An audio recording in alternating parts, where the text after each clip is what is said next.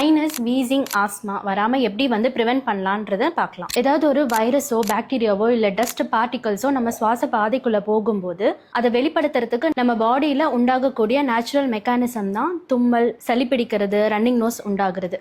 But நம்ம அதை வந்து ஒரு பில்ஸ் போட்டு அதை உடனே வந்து நம்ம சப்ரஸ் பண்ணிடுவோம். இதே வந்து தொடர்ந்து நடக்கும்போது இந்த மியூக்கஸ் எல்லாமே ஒரு சாலிட் மாஸா ஃபார்ம் ஆகி லங்ஸ்ல இருக்கக்கூடிய சின்ன சின்ன பிராங்கியோல்ஸ்ல வந்து அடைப்பை வந்து உண்டாக்கிடுது. அதனால தான் வந்து ஆஸ்மா, வீசிங், சைனசைட்டிஸ் போன்ற பிரச்சனைகள் வந்து உண்டாகிறதுக்கு காரணமாக இருக்கு. இதுக்கான சித்தா சொல்யூஷன் என்னன்றது பார்க்கலாம். ஃபர்ஸ்ட் ஆஃப் ஆல், இந்த சளியை வந்து வெளியேற்றக்கூடிய எக்ஸ்பெக்டோரண்ட் ஆக்ஷன் இருக்கக்கூடிய ஆடாதொடை மணப்பாகு, நிலவேம்பு குடிநீர், கபசுர குடிநீர், கண்டங்கத்திரி, தூதுவளை சேர்ந்த மருந்துகள் வந்து இன்டர்னலா நம்ம ஒரு நாளைக்கு 2 அல்லது 3 வேளை வந்து எடுத்துக்கலாம். ரெண்டாவது, விரலை மஞ்சள் கோம்பை வந்து நெருப்புல சுட்டு அதுல இருந்து உண்டாகக்கூடிய புகையை நம்ம 2 நாஸ்ட்ரல்ஸ் வழியா இழுக்கும் போது சைனஸ் பகுதியில் இருக்கக்கூடிய மியூக்கஸ் எல்லாமே நமக்கு வந்து வெளியில வந்துரும். மூணாவது, நொச்சி பவுடர் இல்லைன்னா நொச்சி இலை, அது கூட மஞ்சளும் சேர்த்து வேது பிடிக்கலாம். விட்டமின் சி அதிகமா இருக்கக்கூடிய கொய்யா, நெல்லி, ஆரஞ்சு, லெமன் போன்ற உணவுகள் வந்து நம்ம டெய்லி ஃபுட்ல வந்து எடுத்துட்டு வரணும். இது வந்து நமக்கு நோய் எதிர்ப்பு சக்தியை வந்து அதிகமாக்கும். அது மட்டும் இல்லாம வீக்லி ஒன்ஸ் வந்து ஆயில் பாத் எடுத்துக்கணும். இது எல்லாமே குழந்தைகள்ல இருந்து பெரியவங்க வரைக்கும் வந்து ஃபாலோ பண்ணலாம். இதுவே நீங்க வந்து குழந்தைங்களுக்கு கொடுக்குற மாதிரி இருந்ததுன்னா அதுக்கான டோசேஜ் வந்து ப்ராப்பர் கைடன்ஸோட ஃபாலோ பண்ணுங்க.